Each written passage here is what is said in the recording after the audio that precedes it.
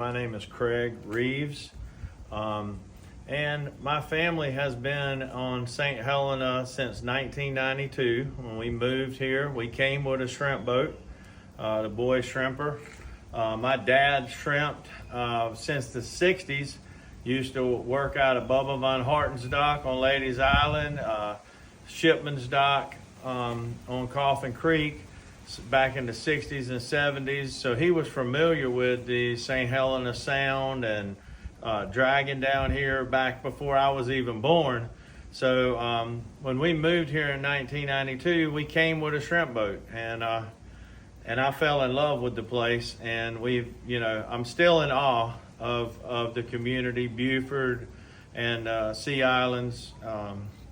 So we planted roots here 30 plus years ago, 32 years ago. Well, Pine Island, everywhere you look across the creek from my place is Pine Island. And from our dock all the way to the Morgan River is considered Pine Island. And when we exit Village Creek, that's actually Pine Island on the end of Morgan River. Okay. So there's a small island on the point, and then this is really a finger of the mainland, if you will. Pine Island is a small island out on the end. Again, 32 years I've lived here, never stepped foot on Pine Island. Okay. Still to this day. I have guys that work here, 65-year-old men. I asked Paul the other day, I said, how many times you ever been on Pine Island? He's lived here his whole life. Black gentleman, salt of the earth. He said, I ain't never been on there but 2 times. And I said, well, how did you get permission to go on there? He said, we took a boat, we went hunting. So they didn't, it's always had a gate. It's always been private. So in his 65 years, he stepped foot over there twice, and he came by boat to go hunting.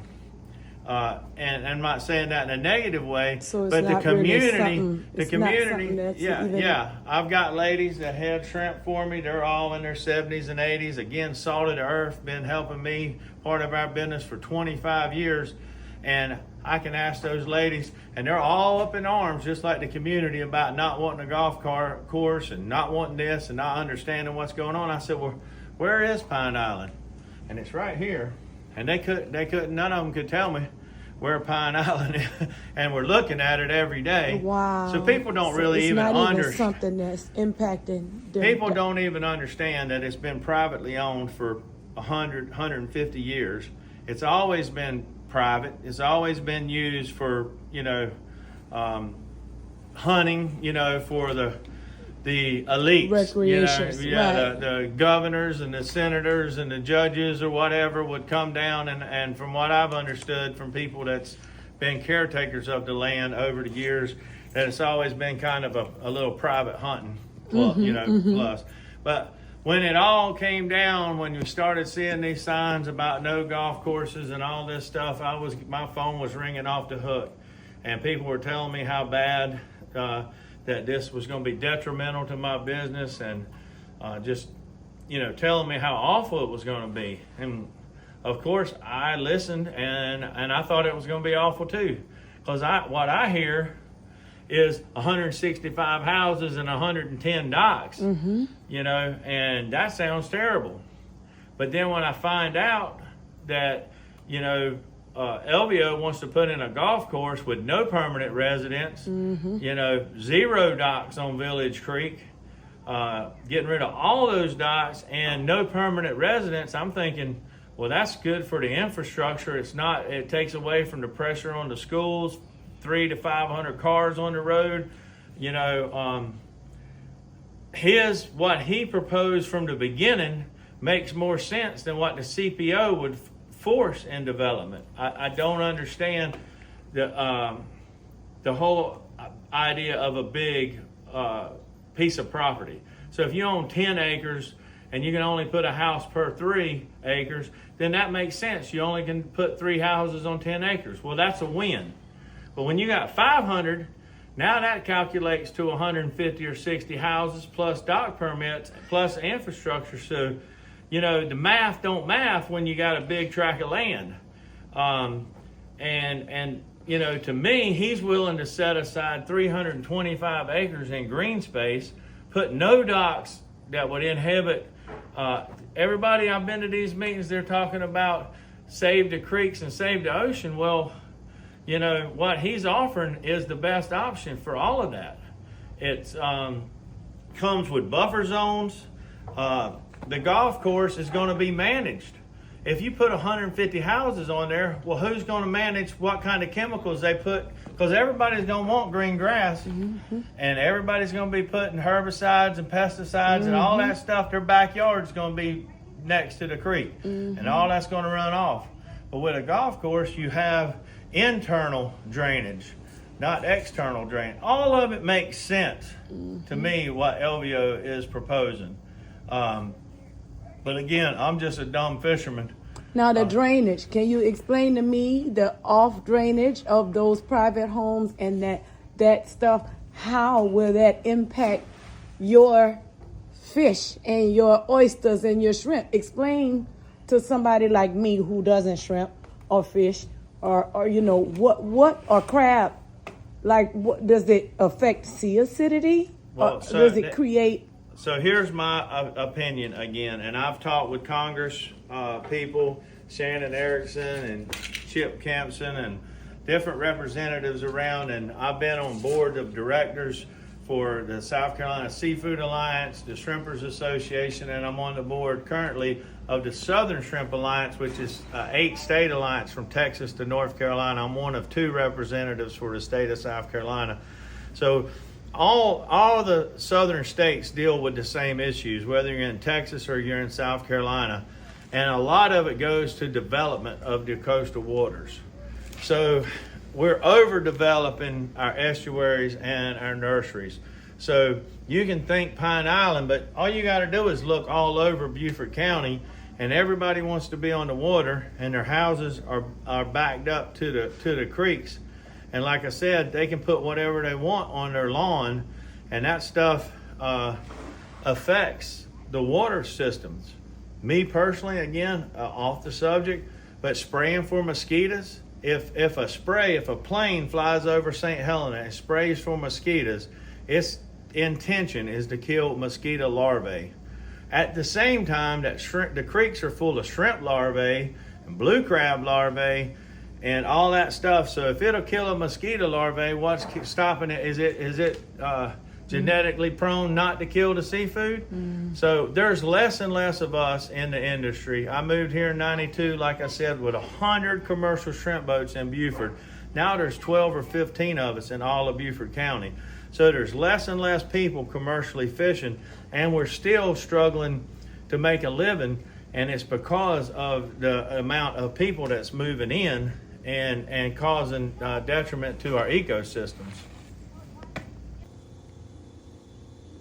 Initially, I was getting some calls from people in the community, and they were just telling me how awful it was. And so I called my representative, my Beaufort County representative for District 3, York Glover, and I texted him and I called him multiple times, never getting a response.